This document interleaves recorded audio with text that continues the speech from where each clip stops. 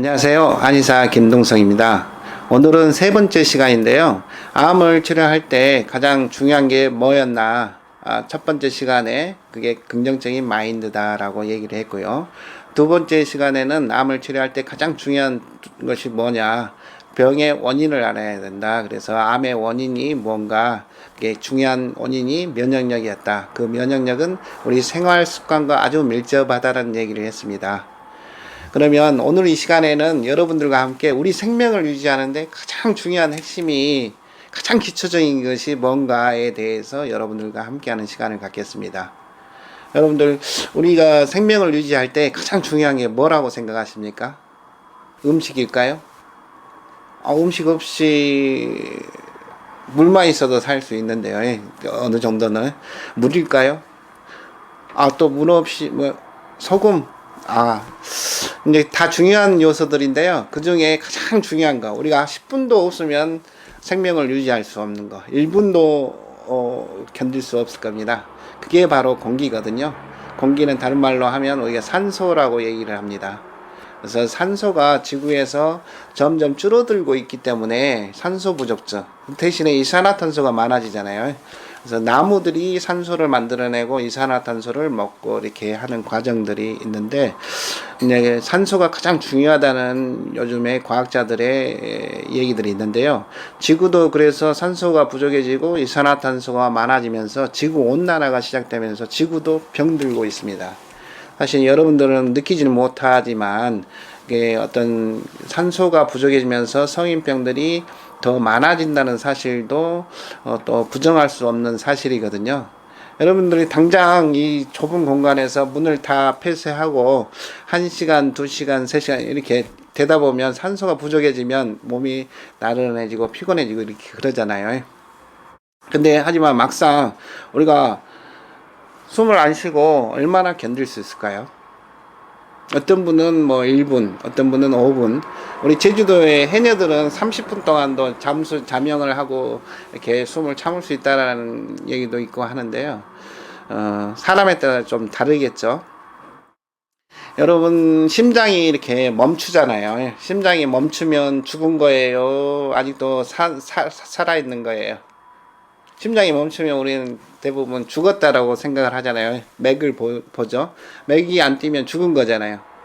근데 우리가 갑자기 심장이 안 뛰는데 심폐소생술을 합니다. 정말 급박할 때 심폐소생술을 하면 다시 살아나죠. 기적적으로. 왜 살아날까요? 심장이 뛰어야 혈액을 통해서 공기를 세포에 전달을 해주니까 살아나는 거거든요. 그래서 우리 생명 유지에 가장 중요한 것이 산소라는 거, 여러분들 굉장히 중요한 사실입니다. 그래서 이 산소를 과연 그러면 누가 이렇게 세포까지 전달을 해주느냐, 이러한 부분들이 굉장히 중요한 힌트를 주거든요. 그래서 우리 몸속에 있는 적혈구가 사실은 산소를 폐에서 세포까지 전달을 하게 됩니다. 근데 그 전달 과정에 있어서 혈액이 탁하거나 또는 혈관이 좁아져 있다거나, 또 그 세포에 전달을 해주는 혈관은 모세혈관이라고 하거든요. 모세혈관의 크기는 너무 가늘어서 털 모자에 가늘 샌데 그 크기가 5나노 정도 되거든요. 적혈구 크기는 7나노미터 정도 돼요. 그러니까 적혈구가 사실은 모세혈관을 통과할 때 굉장히, 큰 것이 작은 것을 통과할 때는 굉장히 힘들겠잖아요. 그래서 적혈구는 탱글탱글합니다. 그래서 탄력이 있어서 이렇게 그 안을 이렇게 포개지면서 모세혈관을 지나가면서 산소를 세포에 전달해 주는데요. 아무튼 이런 적혈구 상태도 사실은 산소를 운반하는 어떤 효율 면에서 중요한 역할을 하거든요. 그래서 그 적혈구의 상태가 혈액의 상태가 되고, 혈관의 상태가 중요하고, 그 혈관은 또 근육 속을 통과하거든요.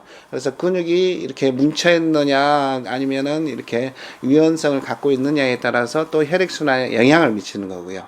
또 가장 중요한 것은 아까 얘기했지만 심장이 어떻게 잘 뛰어주느냐, 그리고 또 폐의 기능이 얼마나 폐 활량이 좋냐, 폐에서 적혈구에 산소를 전달하는 과정들이 얼마나 원활해졌느냐에 따라서 산소 공급에 차이가 있는 것입니다. 그래서 여러분들이 숨 쉬고 밥을 먹으면 포도당이 되는데요. 숨 쉬는 산소와 포도당을 세포한테 얼마나 잘 갖다 주느냐에 따라서 산소와 포도당이 연결이 돼 가지고 에너지 ATP를 만들게 됩니다. 그 에너지가 우리 몸을 유지할 수 있는 근본적인 힘이 되는 것이죠.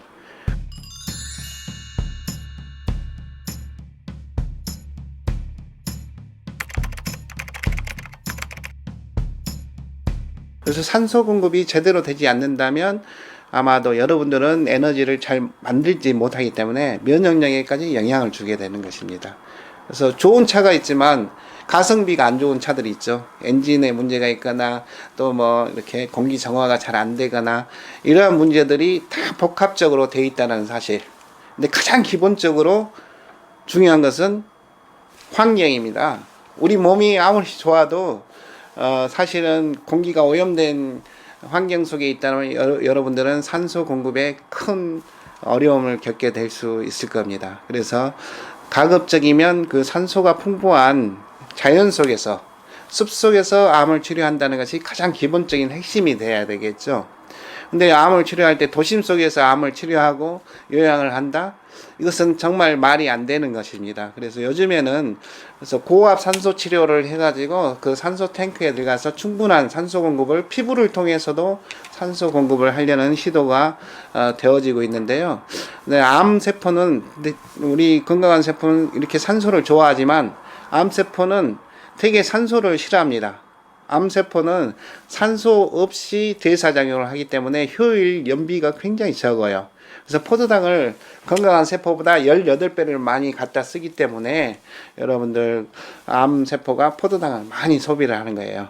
그래서 우리가 밥을 안 먹더라도요, 암세포들은 우리 몸에 있는 단백질이나 지방을 포도당으로 바꿔가지고 자기들이 사용하기 때문에 암은 커지지요. 근데 우리 몸은 빼쩍 말라가잖아요. 그래서 우리 몸에 있는 그런 단백질과 지방을 암세포들이 다 가져다 쓰기 때문에 우리 몸이 말라가는 거예요. 그래서 암세포가 싫어하는 환경을 만들어줘야겠죠. 그래서 여러분들이 충분한 산소 공급을 하고 충분한 운동을 좀 하셔야 우리가 먹었던 포도당이 암세포로 가지 않고 우리 몸을 유지하는 대사작용으로 사용하게 되고 암세포가 굶어 죽을 수 있다는 것입니다. 그래서 여러분들이 운동요법이 굉장히 중요하다는 거, 그리고 산소 공급을 충분히 해줘야 된다는 사실을 여러분들은 꼭 명심하시고요. 산소가 많은 산림욕을 하시는 것도 굉장히 도움이 되거든요.